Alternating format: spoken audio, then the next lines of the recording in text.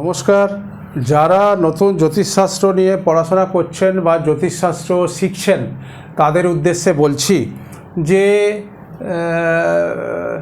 আমাদের মানুষের শরীরে যেমন শরীরে আছে সেরকম রোগজ্বালাও হয়, রোগজ্বালা হতেই পারে, রোগজ্বালা হবেও কম বেশি। এক একটা মানুষের রেজিস্ট্রেশন পাওয়ার অনেক বেশি থাকে।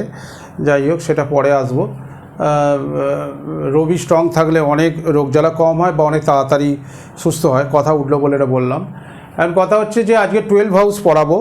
12 হাউস ন্যাচারাল জোডিয়াক অনুযায়ী মিনের ঘরে পড়ে। হ্যাঁ, এই ন্যাচারাল জোডিয়াক অনুযায়ী একদম ঘুরে গিয়ে মিনের ঘরে পড়ে। এটা হচ্ছে পায়ের পাতা, পায়ের আঙুল, পায়ের তলাটা, হ্যাঁ, এইসবগুলো পড়ে। কালপুরুষের অঙ্গবিভাজন 3 নম্বর বইয়ে 55 নম্বর পাতায় ডিটেলস পেয়ে যাবেন। এখন দেখবেন আমাদের জীবনেও ঘটে বা আপনাদের যিনি ভিডিওটা দেখছেন তাদের মধ্যেই দেখবেন অনেকের পায়ের নিচে পায়ের আঙুলের সমস্যা, পায়ের পাতার সমস্যা, পায়ের তলার সমস্যা। অনেকে দেখবেন গুফো হয়, অনেকে দেখবেন একটুতেই পায়ে লাগে, অনেকে দেখবেন ঠিকমতো পাটা ফেলতে পারছেন না, নানা রকম প্রবলেম। অনেকের দেখবেন পায়ের স্কিনটা অনেক মোটা, অনেকের দেখবেন পাতলা, অনেকে দেখবেন খালি পায়ে হাঁটতে পারছেন না, একটু কিছু পড়লেই করে উঠছেন। এরকম ধরনের ব্যাপারগুলো এগুলো আমরাও ফিল করি বিভিন্ন পজিশানে। বিভিন্ন মানুষ বাড়িতে দেখি অনেকে এটা ফিল করছে। এটার সম্বন্ধে আর আলাদা করে কিছু বলতে হবে না। তবে এই 12 হাউসটা যদি ড্যামেজ হয়, আর এর অধিপতি হচ্ছে বৃহস্পতি, এই বৃহস্পতি পাওয়ারলেস হয়, তাহলে কিন্তু খুব তাড়াতাড়ি পায়ের তলা ড্যামেজ হয়। পায়ের তলায় যে রোগগুলো হয় সেগুলো। হ্যাঁ, এখানে একটা কথা না বললেই নয়, সেটা হচ্ছে এই যে মানুষের শরীরের, ডাক্তারবাবুরা খুব ভালো বোঝাতে পারবেন, যতটুকু আমি জানি সেটা বলছি, যে মানুষের শরীরে যত রকমের এই যে ওই নার্ভ সিস্টেম যে আছে সবই কিন্তু হাতের চেটো আর পায়ের চেটো থেকেই শুরু শেষ, এরম ব্যাপার।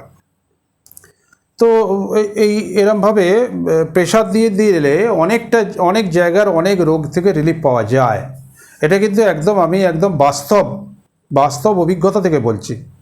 আমি নিজে পেয়েছি, জানি, বা অনেকে পেয়েছেন, আপনারাও জানেন। যারা পেয়েছেন তারা জানেন, যারা জানেন না বা পাননি বা ব্যবহার করেননি, এই ধরনের পরিস্থিতিতে পড়েননি, তাদেরকে হয়তো অনেকের ভেতরে কনফিউশন থাকতে পারে, কিন্তু যারা কিন্তু এটা থেকে উপকৃত হয়েছেন তারা জানেন হাতের চেটো আর পায়ের চেটো থেকে নার্ভ সিস্টেম শুরু শেষ।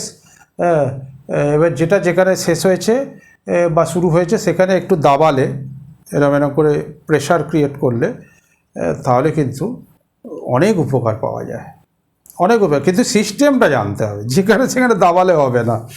যেখানে প্রবলেম হচ্ছে তার জন্য যেখানে দাবাবার কথা সেখানেই দাবাতে হবে, মানে প্রেশার, এরমভাবে আকুপ্রেশার যেমন হয় আর কি। যাই হোক, তো এইগুলো সম্বন্ধে একটু জানলে সুবিধা হয়। তাহলে এখানে 12 হাউস আর আপনার লগ্ন যেখানে থাকবে তার 12 হাউস যদি ড্যামেজ হয়, বা কারো গ্রহ যদি ড্যামেজ হয়, বা পা পুরো স্যাটার্নের আন্ডারে পড়ে, স্যাটার্নও যদি পাওয়ারলেস হয় বা ড্যামেজ থাকে, তাহলে কিন্তু এইখানে প্রবলেমগুলো হবে।